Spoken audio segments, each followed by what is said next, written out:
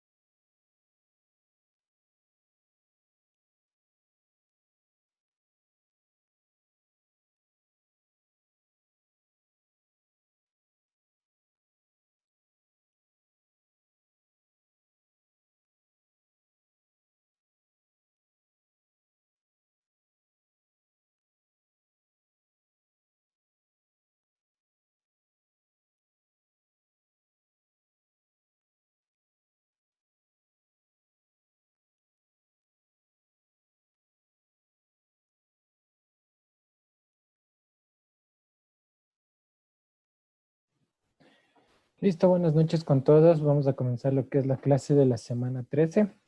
Ya estamos a 3, 4 clases ya de terminar el semestre.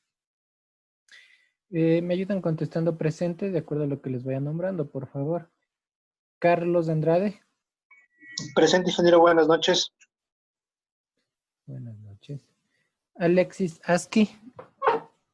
Presente, ingeniero, buenas noches. Freddy Buenaño. Presente, ingeniero, buenas noches. Richard Cárdenas. Presente, ingeniero, buenas noches. Clever Catota. Inge, ¿cómo está? Buenas noches. Cristian Chuquimarca. Buenas noches, ingeniero presente.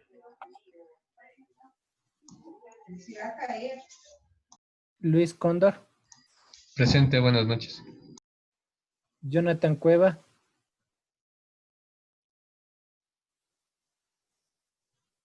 Patricia Escobar. Presente, buenas noches. Buenas noches, ingeniero Cueva. Galo Gualochico. Presente. Paul Guanoliquín.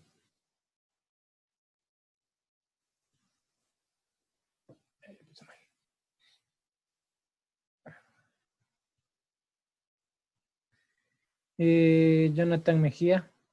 Presente, Inge, buenas noches. Edison Miño. Presente, Inge, buenas noches.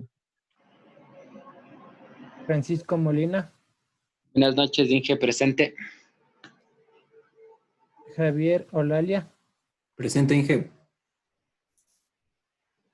Brian Pérez. Presente, Inge, buenas noches. Víctor Pilaquinga. Presente, ingeniero, buenas noches. Darwin Quiroz.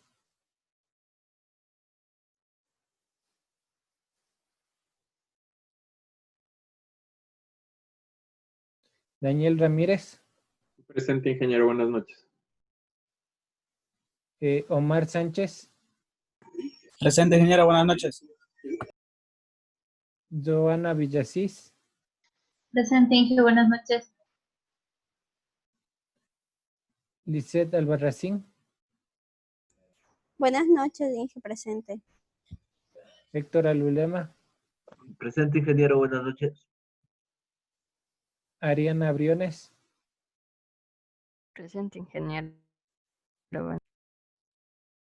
Alex Catucuamba. Buenas noches, presente, Inge. Diana Cueva. Buenas noches, Inge, presente. Diego Gordón. Inge, buenas noches. Ramiro Huebla. Presente, Inge, buenas noches. Rubén Mazapanta. Presente. Jorge Miño. Presente, Inge, buenas noches. Miguel Pachacama.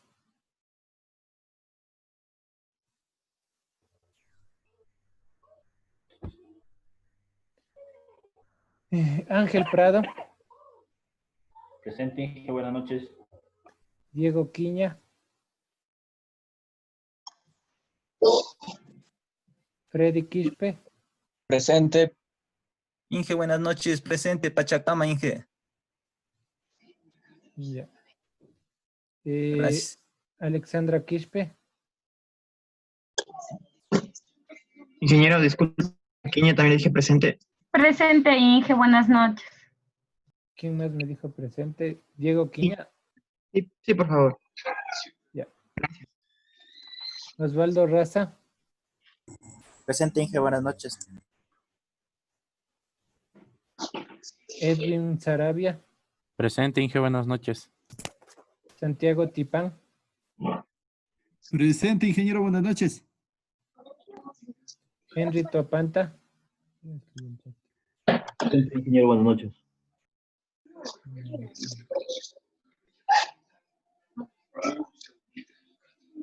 Eric Torres.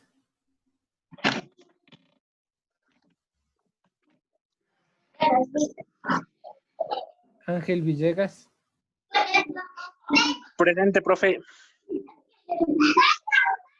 Y Luis Zurita. Presente, ingeniero.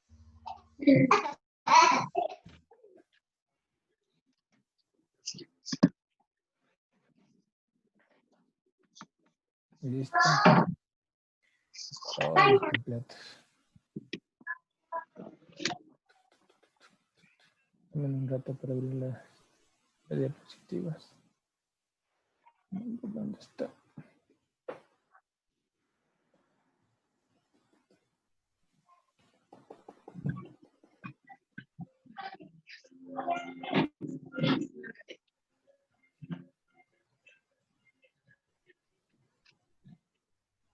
Listo. ¿Me confirman si puede ver las diapositivas? Sí, Inge, sí se ven. Ya. Ya saben, cualquier consulta me hacen por audio, por chat. Vamos a continuar. Estamos ya en la semana 13.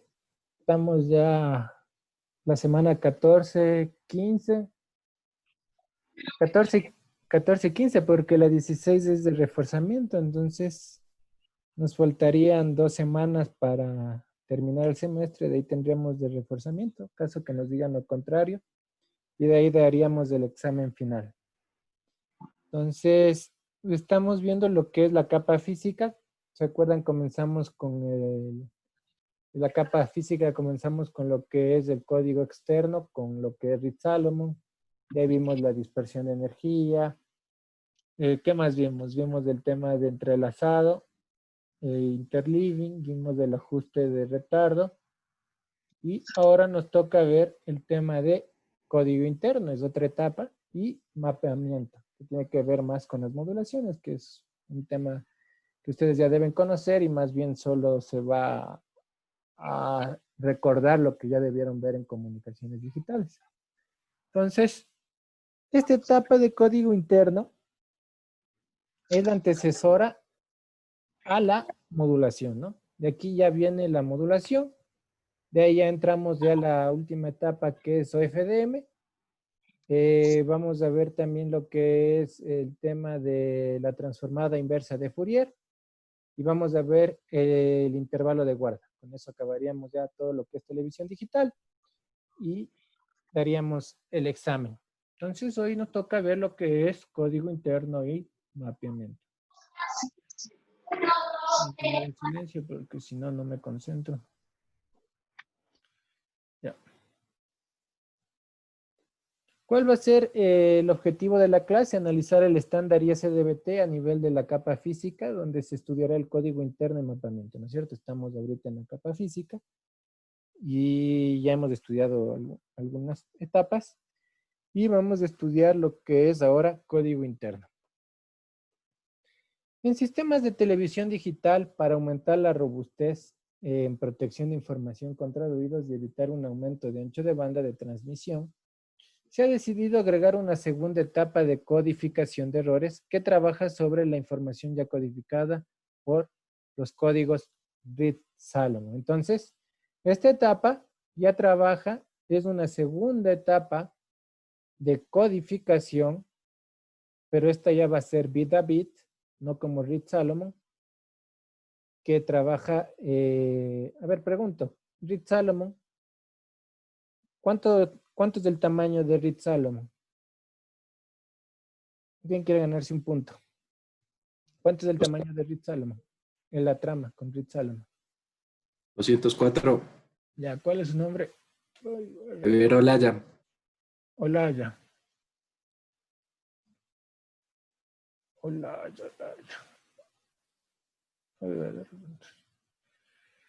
Olaya. A ver, Olaya. ¿Paralelo A o B? El B.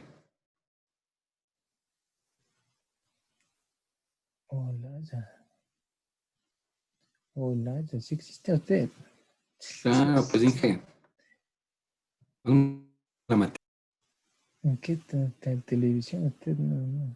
¿En el C o en el D? En el C. Ah, en el C, yo lo estoy buscando en el D. Ahí la encontré. Pero otra pregunta, ¿cuántos bits de paridad tiene? 16. Ya, otro punto. ¿Cuántos errores puedo corregir? 8. 8 errores. Ya 8. le ganó el compañero. Ya le puse sus 3 puntos extras. Gracias, Inge. Ya.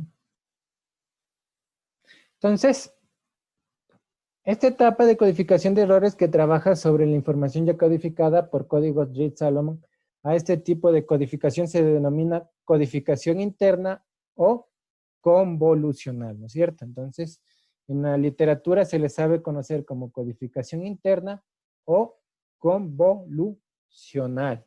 Entonces, pueden encontrar con los dos términos.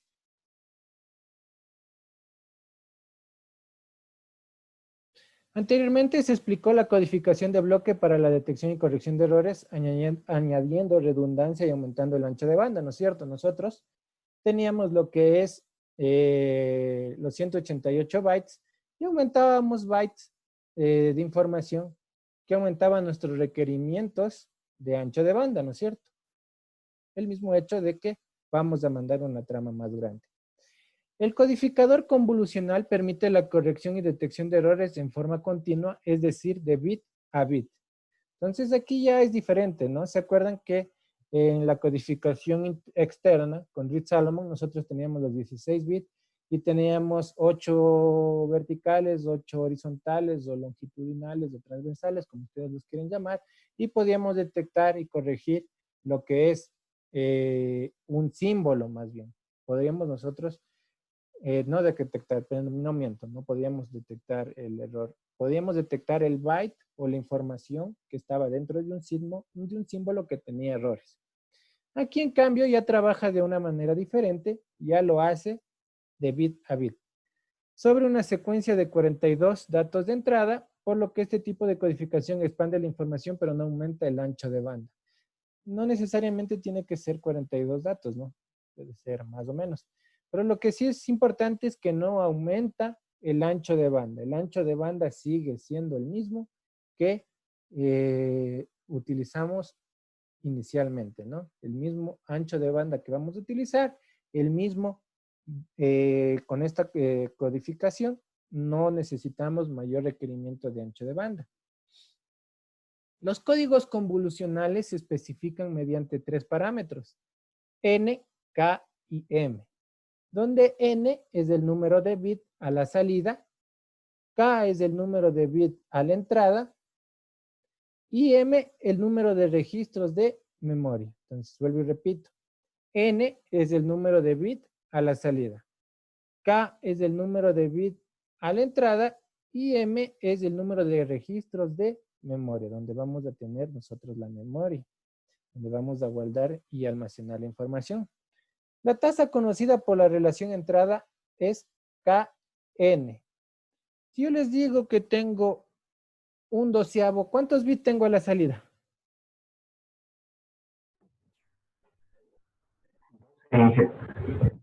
¿Cuántos?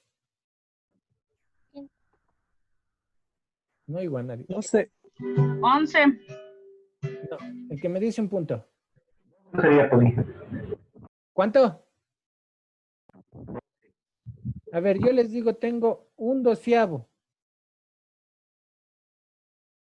¿Cuántos bits tengo a la salida? 12. 12. ¿Quién dijo 12? Freddy Quispe. Freddy Quispe.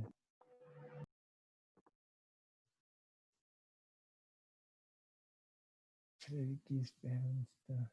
Ah, ¿C o D? Paralelo D. Ahí tiene su punto. Entonces, ahí nos indica la relación, ¿no es cierto? Nos dice K sobre N. N es la salida, les dije un doceavo. Entonces, ¿cuántos bits tengo a la salida? 12. ¿Cuántos tengo a la entrada? 1. Entonces, así se ve la relación de los bits. En lo que es televisión digital, manejamos los que tenemos, y no solamente en televisión digital, sino en lo que es FEC. Se han de haber oído el tema de FEC, de aquí. Perdón. Tenemos estos, podemos manejar, ¿no es cierto? Tenemos el un medio, quiere decir que entra un bit y salen 2 bits. Tenemos el 2 tercios, entran 2 bits y salen 3 bits. Tenemos del 3/4, entran 3 bits y salen 4 bits. Tenemos del 5/6, entran 5 bits y salen 6 bits y entran, y si es 7/8, entran 7 bits y salen 8 bits. Pregunta, ¿cuál envía más información? ¿7/8 o 1/2? 7/8. 7/8. ¿Quién contestó primero? Puebla, Inge. ¿Cómo? Diego Quiña. Puebla, Inge. No sé, ¿cuál habló primero? Yo fui. Yo fui, Inge. Medio punto. Fíjense, si no, ninguno se queda sin puntos. ¿Quién fue? Yo contesté primero. ¿Cuál es su nombre? Diego Quiña del D. Pequeña. Ya. Entonces, 7/8 envía más información y 1/2 va a enviar menos información, pero es más robusto. ¿Se acuerdan que nosotros vimos ese tema? El tema, y de paso creo que les voy a explicar. Voy a hacer un ejemplito aquí. Voy a hacer un ejemplito. Esto pasa en la vida real. Déjenme abrir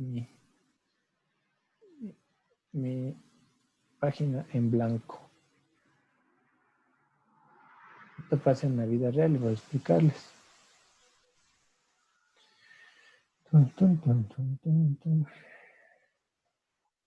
¿Están viendo la pantalla en blanco? ¿Ahí? No. ¿Ahí? No, Inge. ¿Ahí? Ahí sí. Ya. Ahí sí. Ya. Ahí sí.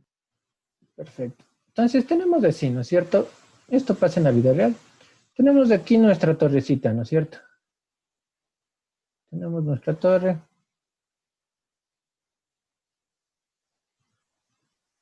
Tenemos nuestra torre. ¿Qué más parece?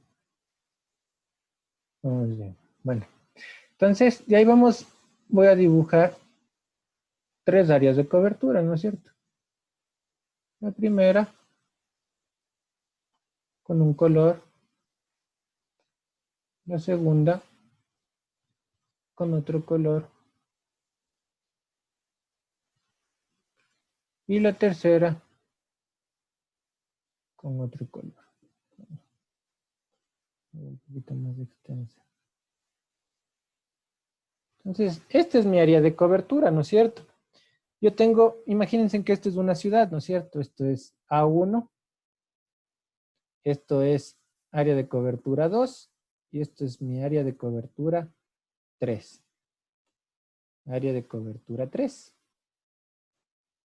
En la vida real, nosotros, a ustedes yo les había explicado, y veamos si están atentos.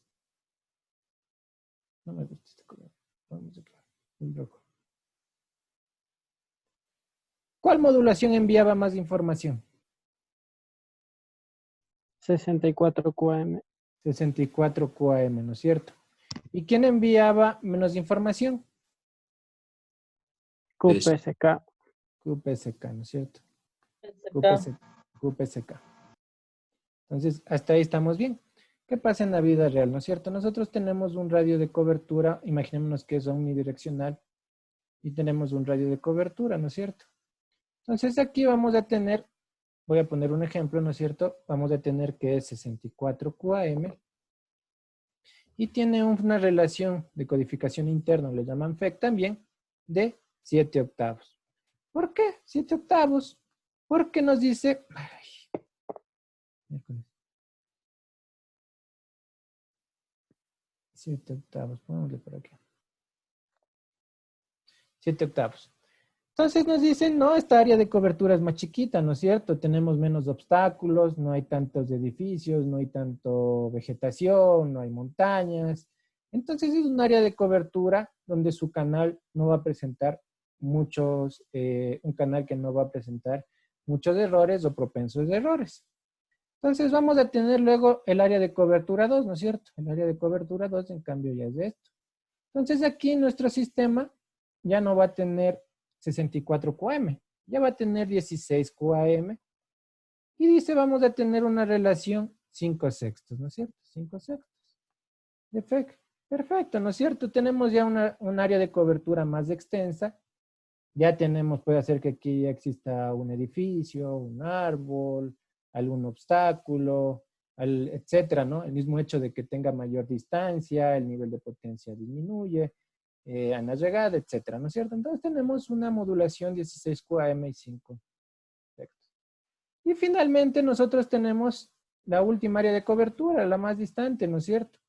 Entonces esta área de cobertura ya es la que está más alejada, ¿no es cierto? Ya está alejada, tiene más obstáculos, puede ser que exista más vegetación, que hay un tema de alguna montaña, algún tema de efecto multitrayectoria. Entonces, aquí ya vamos a tener una modulación más robusta, QPSK. Y vamos a tener una coeficiente convolucional o FEG o código interno de 1/2. Entonces pueden ver, aquí va la teoría, viene con lo que se dice, ¿no? Aquí tenemos 1/2 y aquí tenemos lo que es 7/8. Vamos a enviar más información. Y esto también tiene que ir con las matemáticas. ¿Cómo calculaba la velocidad de transmisión? ¿Quién quiere ganarse un punto? ¿Cómo calculaba la velocidad de transmisión? 1 sobre tiempo de bit. No. En televisión digital, ¿cómo calculaba la 1 velocidad? sobre R. No. 1 sobre... ¿Cómo calculaba la velocidad de transmisión? Pregunta de examen.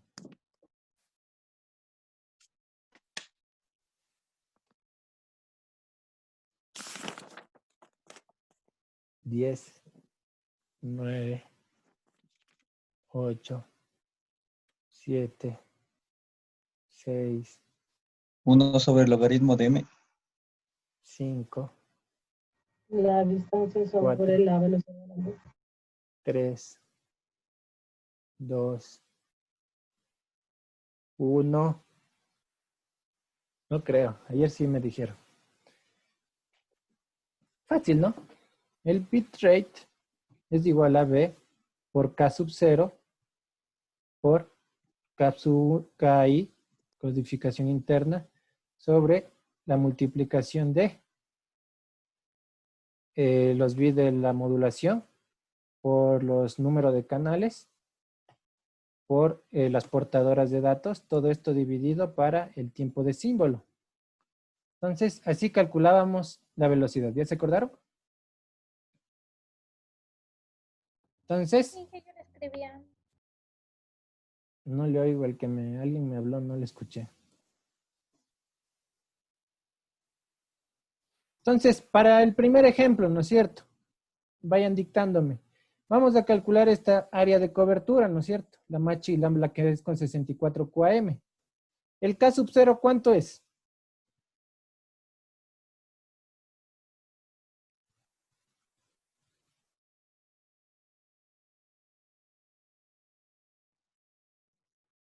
¿Quién? 188. 188. Sobre 204. Ya, el K sub 1. 5. ¿Cuánto? 5. 5, no. El KI, la codificación interna, el FEG. 7/8. 7/8. 7/8. El BP, ¿cuánto es el BP? 6. 6, correcto. El NC, si es, pongamos un ejemplo que es OneSec, aunque no creo, pero pongamos que es OneSec. 1. 1. Si trabaja en el modo de operación 1,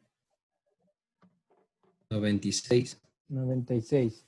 Y el tiempo es 315 milisegundos si yo no digo lo contrario. Por estándar del modo 1, ¿no? Pregunta. Bueno, aquí saldrá un valor en megabps. Eso es tasa de transmisión. Que son micros. ¿Qué cosa? Son micros, no mili. Micros. Ya. Le pregunta a usted, ¿cuál tiene más tasa de transmisión? ¿La A1, A2 o A3?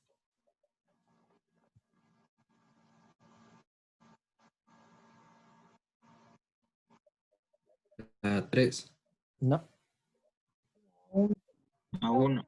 A1, correcto. ¿Quién me dijo A1 para ponerle un punto? Yo, Inge. Yo. ¿Quién habló primero? Yo. ¿Cuál es su Yo. nombre? El que me dice yo. ¿Cómo se llama? Diana Cueva. Fernanda. ¿Cómo? Diana Alejandra. Bueno, como no me dicen quién quiere el punto, entonces nadie Diana tiene. Cueva. Inge. Fernández. Diana Cueva. Bueno. Diana Cueva.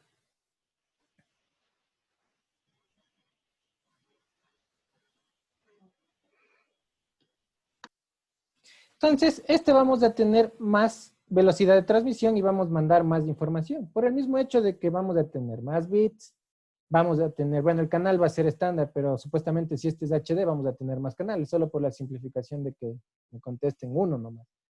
El 188 sobre esto es estándar, el mismo hecho que vamos a tener 7 octavos, entonces vamos a tener más tasa de transmisión en lo que es A1. De misma forma va a bajar en A2 y de misma forma va a bajar en A3. Entonces, eso sería, y el simple hecho de que aquí no va a ser, aquí en la realidad de aquí no va a ser un segmento, ¿no es cierto? Aquí vamos a tener más segmentos, no va a ser uno, capaz tenemos más segmentos y va a salir más transmisión.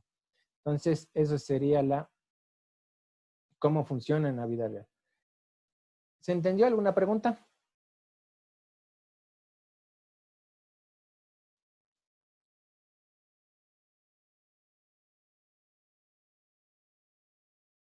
Entonces, ahí tenemos que todo tiene que ir correlacionado, ¿no es cierto?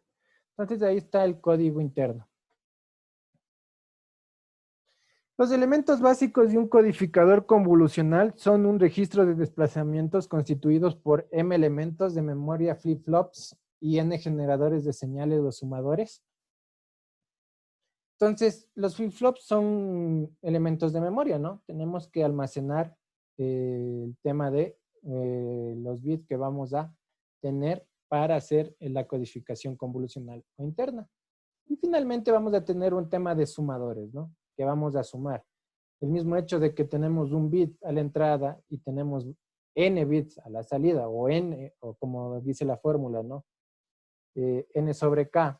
Tenemos n números de entrada y k bits de salida, o n número de bits de entrada y k bits de salida. Entonces, vamos a tener el hecho de sumar bits a la salida. El estándar ISDBT se emplea un codificador convolucional con tasa de codificación de un medio, 64 estados y 7 derivaciones k igual a 7. Esto forma 6 celdas de memoria de un bit y 2 bloques sumadores, ¿no es cierto? De módulo 2. El código polimonomial genera en el grupo 1 171 octetos y en el grupo 2 133 octetos, como se puede ver en la figura de aquí.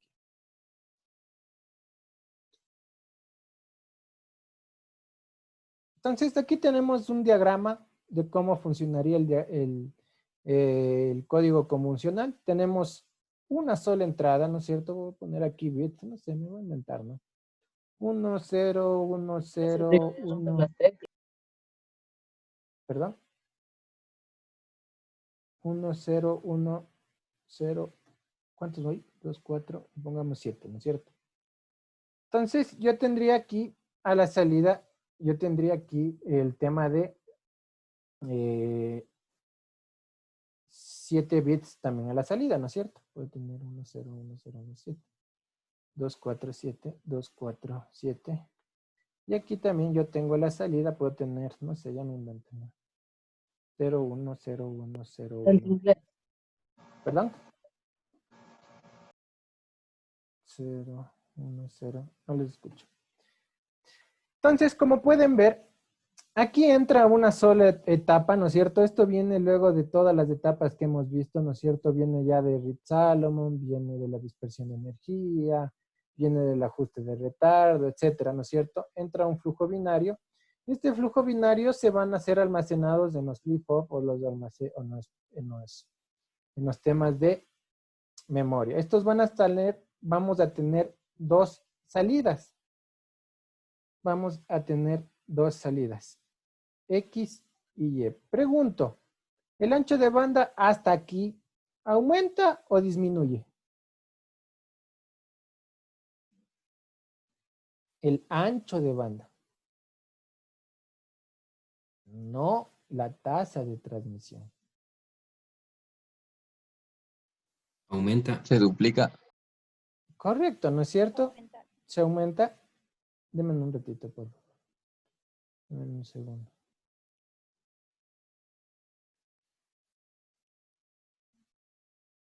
Deme un segundo.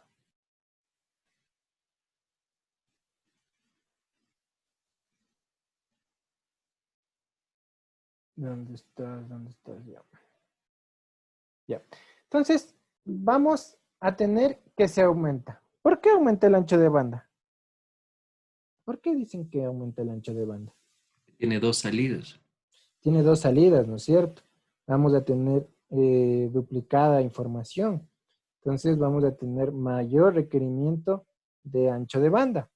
Pero si el tema dice que no va a aumentar ancho de banda el código interno, ¿qué creen que pasaría?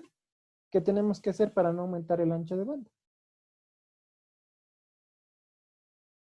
Hasta aquí, como dice su compañero, es correcto, ¿no es cierto?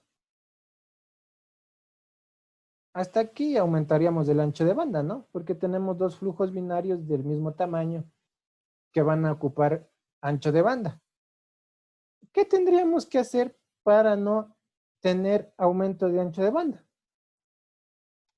Multiplexar. Una compresión. Multiplexar. No, porque si yo multiplexo, voy a tener varias salidas igual.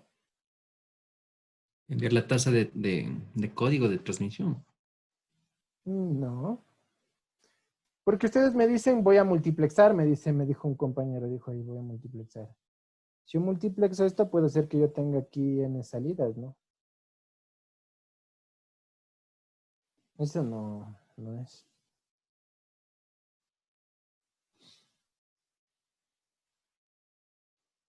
Yo lo que tengo que hacer en esta etapa es la etapa de punzamiento, punzado se le llama. Este tren binario, estas salidas X y Y, se transforma en un solo tren binario, ¿no es cierto? Entonces aquí es la combinación de los dos, que ya es una combinación convolucional, puede ser 1, 0, 1, 1, 0, 1. Y ya tenemos una sola salida, eso se llama una etapa de punzamiento. Eso se llama como etapa de punzamiento en el código interno.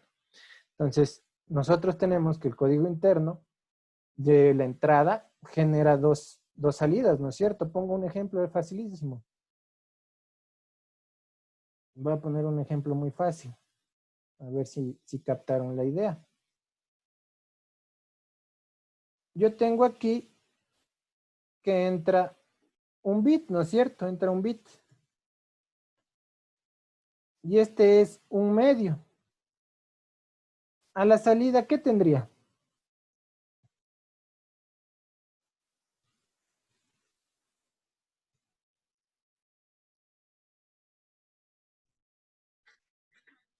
Un medio mismo. Uno y uno. Bueno, digamos, no sabemos cuánto es un medio, pero podrían decirme en signos, ¿no es cierto? X1 y Y1. Entró un bit. Entró un bit y salieron 2 bits. Y en etapa de punzamiento, ¿qué tendría yo? En el flujo. Un medio mismo. X1 y 1. Correcto. ¿Quién fue el que me dijo X1 y Y1? Puebla, Inge. Puebla. Sí, a la tercera. Puebla. Puebla. Del D, Inge. Del D. Ya, déjenme le busco.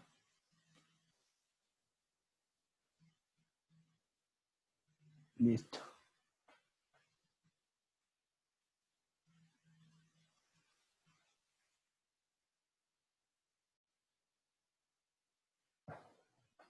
¿Entendido hasta aquí? ¿Alguna pregunta?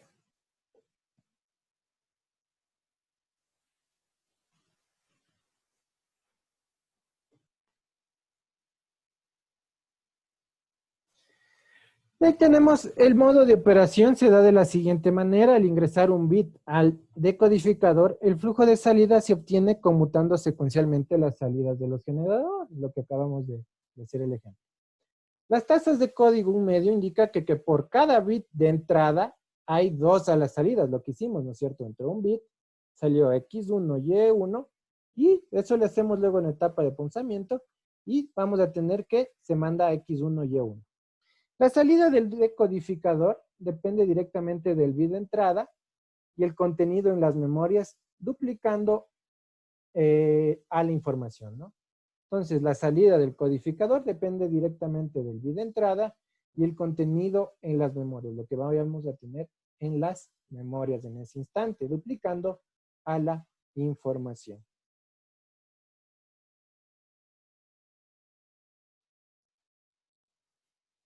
Entonces, aquí está un pequeño ejemplo. Tenemos una tasa convolucional de un medio. Un ratito, ¿dónde están las flechitas, los vistos? Tenemos la tasa de un medio, X y Y, ¿no es cierto? Las salidas, y tenemos la secuencia a transmitir, X y Y, ¿no es cierto? Tenemos la etapa de 2/3, ¿no es cierto? Tenemos que entran en X 1, 0 y en Y 1, 1. Y vamos a tener que salen 3 bits, ¿no es cierto? X1, Y1 y Y2. Y así sucesivamente, ¿no? Hasta tener, aquí podremos hacer este ejemplo, ¿no es cierto? Tenemos 7 octavos, ¿no es cierto? Van a entrar 7 bits y vamos a tener a la salida lo que es 8 bits. 8 bits. Entonces, así vamos a tener el tema de el punzamiento.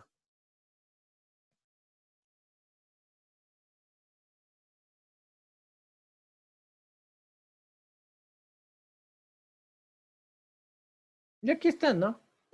Para evitar una baja performance a la velocidad de transmisión y también para aumentar el ancho de banda, las salidas de codificación convolucional se conectan a un bloque que selecciona de acuerdo a un patrón llamado punzamiento, les saben conocer, o punzonado, dice, pero solo algunos de los datos presentes en las salidas X y Y les convierte a un flujo binario en serie tal como se aprecia en la figura. Entonces, los toma, tenemos una salida X y esos datos los toma aleatoriamente, ¿no? Los convierte en un flujo binario, no toma todos los datos, toma algunos, para formar una salida de, si es un medio, entra un bit y crea un flujo de 2 bits. Entonces, por eso es que tenemos una única salida en esta etapa. Y aquí está, bueno, lo mismo, ¿no? Lo que ya hicimos, lo que hemos hecho, bueno, aquí está todo ya visto desde los bits, ¿no es cierto? Entre un bit, tenemos X y Y1, X y Y1, y tenemos que sale X y Y1. Entonces tenemos un medio, ¿no es cierto? Es un medio. Entra un bit y salen 2 bits. Vámonos al tercero, no saltémonos, no vamos a hacer todos. Entran 3 bits, tenemos 3 bits, ¿no? En la salida X, 3 bits en la salida Y. Se toman, no todos los bits, en este caso toma X1, toma lo que es Y1, toma lo que es Y2 y toma lo que es X3. Entonces tenemos que es X1, Y1, Y2 y X3. De igual forma, podremos ver, hagamos este último, tenemos entra en este caso 5 bits, tenemos 5 salidas en X, 5 salidas en Y, lo que podemos ver aquí, y esto lo toma en etapa del punzado, lo toma los bits del X1, el X3 y el X5, y aquí toma el Y1, el Y2 y el Y4, y forma la salida aleatoria. Entonces, así es como funciona el tema del punzamiento, ¿no es cierto? Y tenemos 5 sextos. Y así podríamos hacer hasta 7 octavos, ¿no es cierto?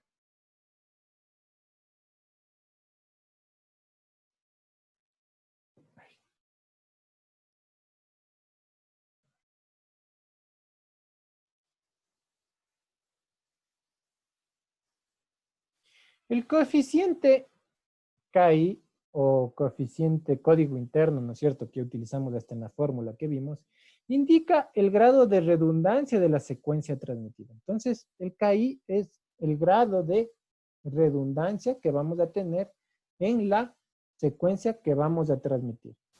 Para un KI de 1 medio, por cada bit de entrada hay 2 de salida, es decir, se duplica la información a transmitir.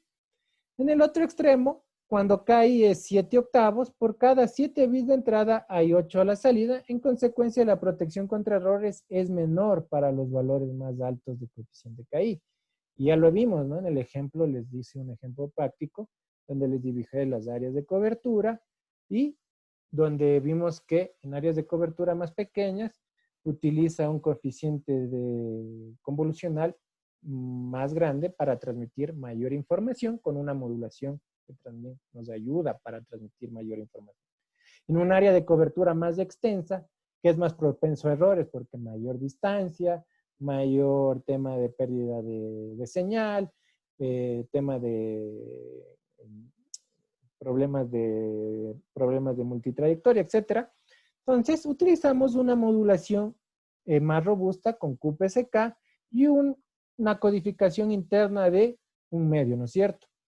Esto también nos puede servir en otros diferentes casos, ¿no es cierto? Si nosotros queremos transmitir una señal en HD, en un canal que es robusto, y queremos transmitir HD, no vamos a utilizar una modulación QPSK con una codificación interna 1 medio, ¿no es cierto?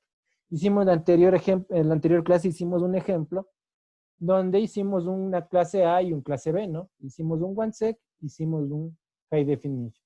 Y vieron que el High Definition para transmitir necesita transmitir más información, más bits. Entonces necesita una mayor modulación y necesita una mayor codificación interna, ¿no es cierto? Para tener mayor también información a enviar. ¿Qué más nos dice? Pero en la tasa binaria de transmisión aumenta. El valor adecuado en la práctica dependerá del área de cobertura deseada y de la potencia de emisión disponible, lo que les decía, ¿no? Y les puse el ejemplo. Depende mucho del área de cobertura y de la potencia de emisión. A mayor distancia también el tema de potencia, ¿no? Tenemos que tomar en cuenta. Listo, vamos a ver ahora el etapa de mapamiento y sistemas de modulación. No sé si tienen alguna pregunta hasta aquí. ¿Alguna pregunta?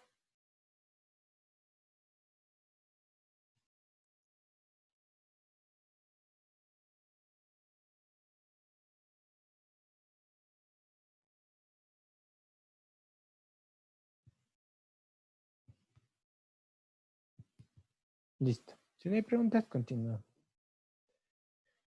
Ahora vamos a ver el tema de mapamiento, ¿no es cierto? Y el tema de sistemas de modulación. Esto ya han de haber visto ustedes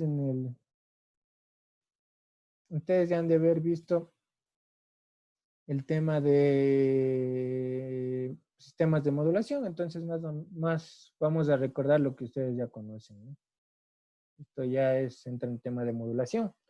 Después del bloque de codificación interna, continuamos con el bloque de modulación, donde los datos ingresan de forma serial.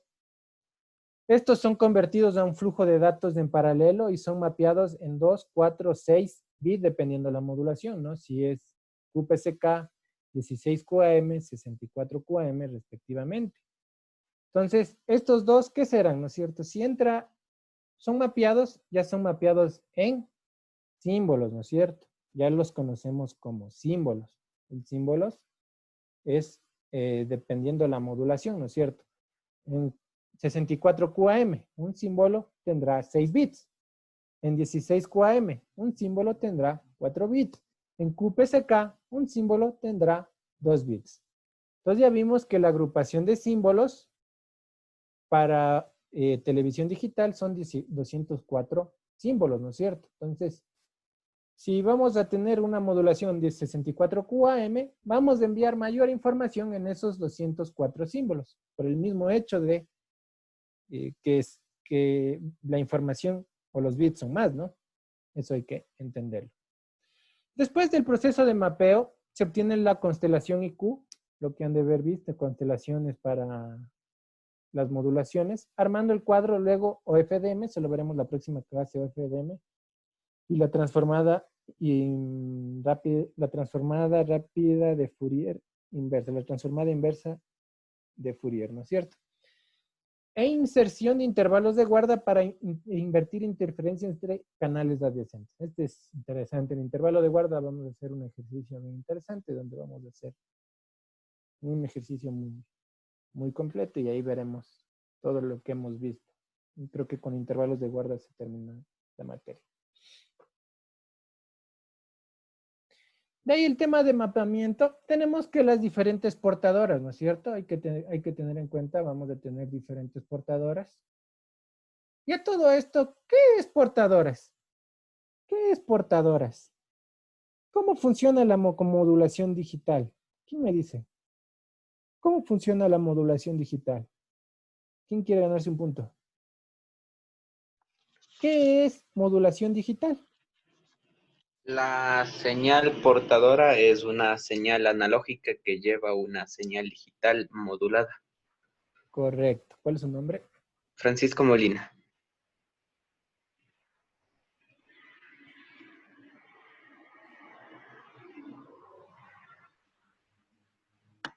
¿A, C o D? Del C. Es lo que dice el compañero, ¿no es cierto? Para las personas que no captaron. Imagínense que ustedes tienen una carretera, ¿no es cierto? Tienen una carretera. La portadora es el bus. Y los datos son los pasajeros que se suben al bus. Entonces, eso es una analogía para que se entiendan, ¿no? En una carretera, el que lleva la información es el bus y las personas que suben al bus son los datos, ¿no? Lo que acaba de decir el compañero. Y tenemos nosotros, y ya vimos esto, que tenemos lo que es el entrelazado tanto en frecuencia y en tiempo, que se conoce como interleaving, ¿no es cierto? Esto también ya lo hemos analizado lo suficiente, creo que hicimos hasta ejercicios, de esto no me acuerdo muy bien. Pero tenemos lo que es el interleaving, ¿no es cierto? Creo que hicimos aquí que había en frecuencia, aquí estaba en frecuencia, aquí estaba en tiempo. Y esto les dividía en subcanales, ¿no?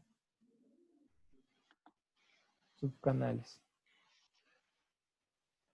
Esto los dividía en subcanales. Y nosotros podíamos tomar en un instante de tiempo esta información. Esto en un instante de tiempo de una información. ¿Qué quiere decir el interleaving tanto en frecuencia como en el tiempo, no es cierto? Que nosotros podríamos tener que los datos de una misma información o de un mismo transport string pueden estar variados o pueden estar dispersos tanto en frecuencia como el tiempo, ¿no? Imaginémonos que el rosado es la información, ¿no es cierto? Entonces, esto van a estar, este es F1, F2, F3, etcétera, ¿no es cierto? Y aquí tenemos T1, T2 y T3. Entonces la información, que son todos estos cuadritos, que al final nosotros tenemos que reconstruir, y todos estos cuadritos quedaría uno solo al unirlo, entonces estos están dispersos en el tiempo, ¿no es cierto? Y eso me evita el tema de que el sistema es bien robusto, y esto ya lo vimos, para hacer un poco que se acuerde. Entonces eso es modulación o FDM. Entonces aquí hay una portadora. Las portadoras, su principal cualidad es que sean ortogonales entre sí, ¿no es cierto? Tienen que ser ortogonales entre sí, las portadoras, para que no exista ningún tema de interferencias y optimizar el ancho de banda, ¿no es cierto? Para eso nos sirve.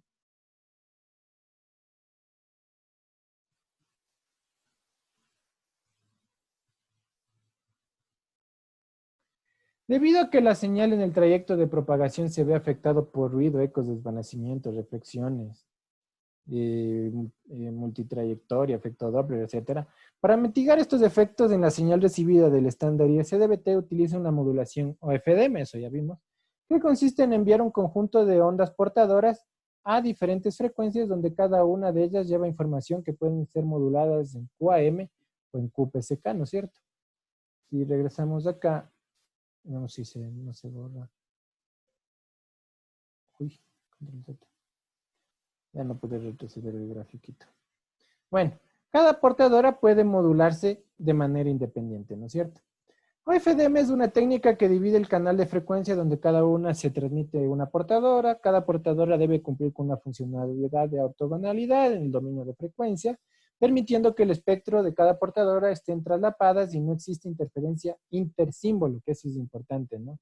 Dando mayor robustez al sistema de transmisión. Eso ya lo hemos visto. Esto ya lo hemos analizado.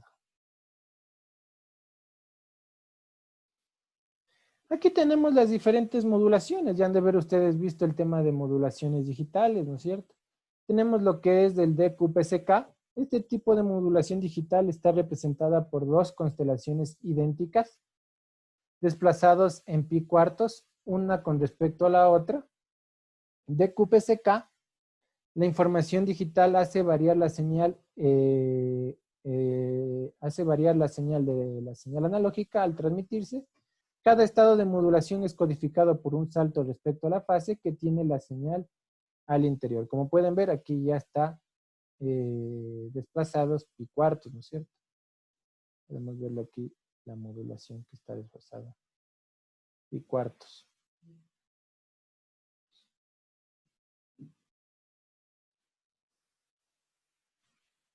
Tenemos la modulación QPSK. Este tipo de modulación digital donde la fase de la onda portadora se modula para codificar los bits de información digital en cada cambio de fase, pues por eso es QPSK, ¿no es cierto? Tiene, es una modulación por fase. Está representada por 4 símbolos que normalmente usa como valores de salto 45 grados, 135, 225, 315 en el diagrama de constelación. Cada símbolo permite codificar 2 bits de entrada.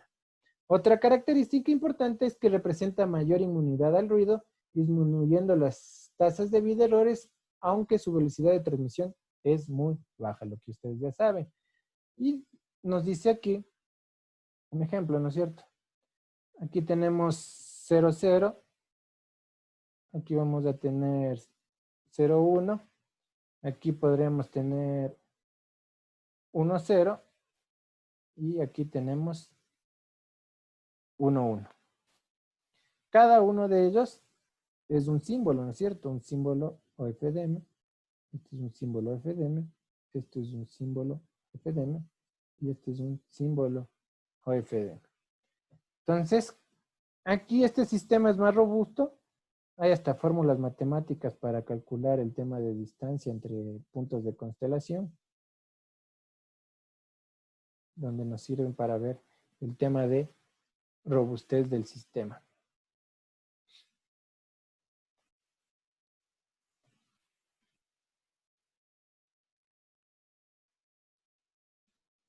Tenemos el que es del 16 QAM.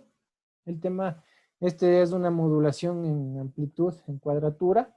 Combina dos técnicas de modulación digital, variando la onda portadora en fase y en amplitud. Esto quiere decir que la información digital se encuentra en la amplitud y en la fase de la portadora a transmitir. Primero se realiza una conversión de serie a paralelo. Esta modulación consta de 16 símbolos que codifica 4 bits de entrada. El diagrama de constelación es el que se muestra aquí en la figura, ¿no es cierto?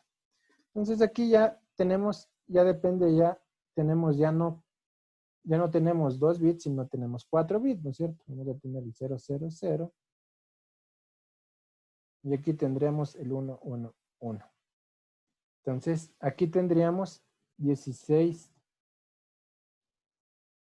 símbolos OFDM. 16 símbolos OFDM, ¿no? Cada uno es un símbolo OFDM.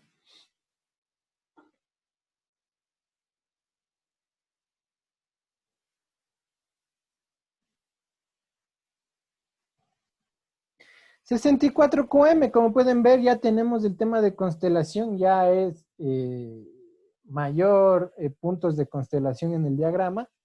Tenemos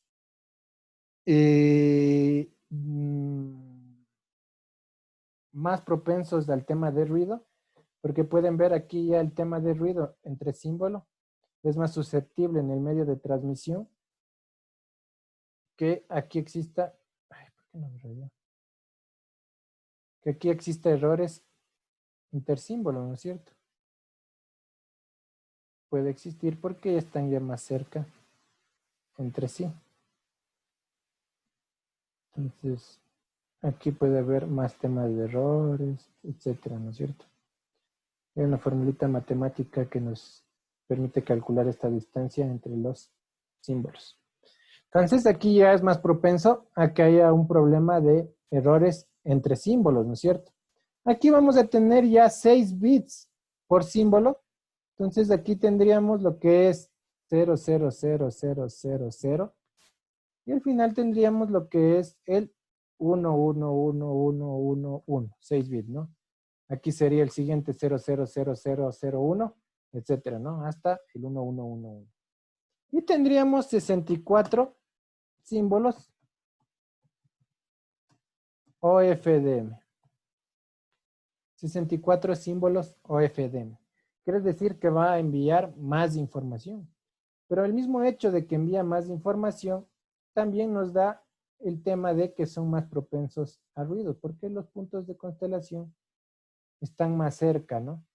Y pueden haber problemas de intersímbolo y producirse errores entre ellos.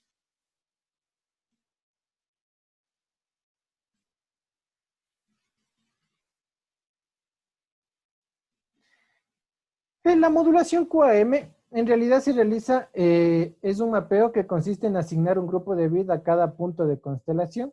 Entonces, los bits que ya vamos saliendo, lo vamos mapeando en cada punto de constelación, siendo esto un número complejo que representa la fase y cuadratura de cada portadora, ¿no? En fase y en cuadratura. Si se tiene una constelación de M puntos, cada grupo está formado por esta formulita de aquí, ¿no es cierto? Esta formulita de aquí. Entonces, M son los puntos de la constelación. Tendríamos 64, 16, 4, etcétera, ¿no es cierto? Podríamos tener los diferentes puntos de constelación, ¿no es cierto? Y podemos calcular el número de bits, que deberían ser lo mismo, ¿no es cierto? Que ya sabemos. A cada grupo se le asigna un punto de constelación. Al final se tienen números complejos que representan la fase y cuadratura de cada portadora. Si se tienen muchas combinaciones de amplitudes y fases en la constelación de cada portadora, se puede transmitir más bits por portadora, lo cual aumenta la eficiencia del sistema. Pero haber más puntos de constelación, como es el caso de la modulación 64QAM, estos puntos se encuentran más cercanos y solo basta con un nivel de ruido muy pequeño para producir errores en la detección. Razón por la cual este esquema de modulación es más susceptible al ruido y a la distorsión, lo que resulta una tasa de bit de error más alta, ofreciendo datos menos confiables que los otros esquemas de modulación ya mencionados, ¿no es cierto? Y finalmente aquí está el ejemplo de mapeo de bits utilizando 16QM, ¿no? Lo que ya les había dicho, ¿no? El 00000 hasta el 111. Están en fase y en cuadratura. Eso es el tema de mapeo y de modulaciones, que más es un tema de recordarles el tema que han de haber visto en comunicaciones digitales. ¿Alguna pregunta hasta aquí? ¿Alguna pregunta? ¿Alguna consulta?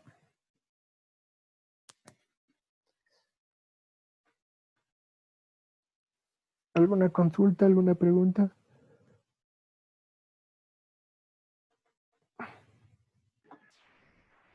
¿Ninguna? ¿Todo claro? Sí. Sí, Inge, clarísimo todo. ¿En serio? No soy muy buen profesor o no me entendieron nada. Creo que sí me entendieron. Bueno, yo les tengo un trabajo extra para ustedes, ¿ya? Que les voy a explicar ahorita. Para los que quieran, ¿no? No es obligatorio, ¿no? Solo es para las personas que quieran participar. No es obligatorio. Es un trabajo extra. Un trabajo extra para las personas que quieran participar. Denme un segundito para mostrarles.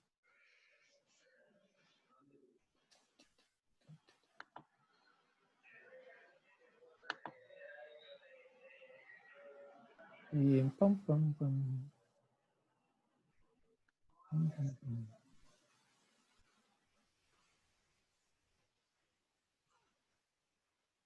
¿Sí ven el aula virtual? Sí, Inge. Ya, en la pantalla en el inicio, como ustedes saben, ya ahora las autoridades homologaron todo esto. Ya les han de haber indicado varios profesores, etcétera, etcétera. Entonces, en esta última de la pestaña de inicio existe lo que es interacción, lo que es novedades y lo que no, supónganse, yo puse algo en novedades, ¿no es cierto? Que dice, por favor, realizar el foro y deber de la semana 12, tomar en cuenta indicaciones del deber. Entonces, yo les puse alguna novedad que pueden ustedes revisar aquí si por semana, si yo les puse alguna novedad. Y existe también el tema de tacita de café, el tema de la tacita de café. Entonces, aquí, como pueden ver, ya han comentado algunos compañeros. A los compañeros que comenten, agreguen un comentario. Tienen que agregar un comentario de algo novedoso, ¿no? Referente al tema, ¿no? Un ejemplo, TVY Space, aunque creo que alguien ya puso por ahí de lo que leí. O no sé, el 4K sobre el estándar ISDBT. O algún video. O un tema de... el tema de la migración a la televisión digital y los espacios en blanco, el marco regulatorio, lo que les haya llamado de en cuenta en clases, ¿no? Las personas que comenten hasta mañana a las 11 de la mañana, que yo paso lista, paso al CIGE todos los que asistieron, entonces antes de pasar lista, yo voy a revisar quién participó aquí y a esas personas yo les pondría un punto extra a un deber. No es obligatorio, si quieren hágalo, si no quieren no lo hacen, es solo las personas que lo quieran hacer. Está solo hasta mañana a las 11, hasta antes que yo pase la lista en el CIGE. Entonces, si quieren, comenten, agreguen un tema interesante, ¿no? Que nos ayude a todos, algo que sea novedoso y que nos llame la atención y que nos ayude a conocer temas nuevos, ¿no? De la tecnología. Entonces, les invito a participar. Pueden participar aquí, no necesariamente en la tacita de café. Pueden poner alguna novedad aquí que quieran discutir también con los compañeros, de aquí agregar algo. Y podrían participar en cualquiera de las dos temas. Entonces, a las personas que participen, como les vuelvo y repito, yo les pondría un punto en un deber. ¿Sí? ¿Quedó claro? Si participamos en las dos, Inge. No, un punto. Que si hago 10 comentarios son 10 puntos. No, uno. Si hace 10, igual le doy un con punto. Sí. Si no hace ninguno, uno y 1000 es un punto. Entonces, participen, no es obligatorio igual. Si no quieren hacer, no hacen. No hay problema. Entonces, participen, les invito a participar. Eso, no sé si tienen alguna pregunta, alguna duda, llanto, súplica.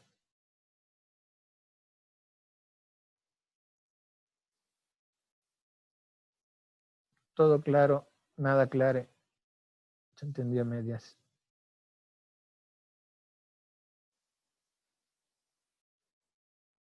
Bueno, como no me dicen nada, hasta ahí sería la clase de hoy día.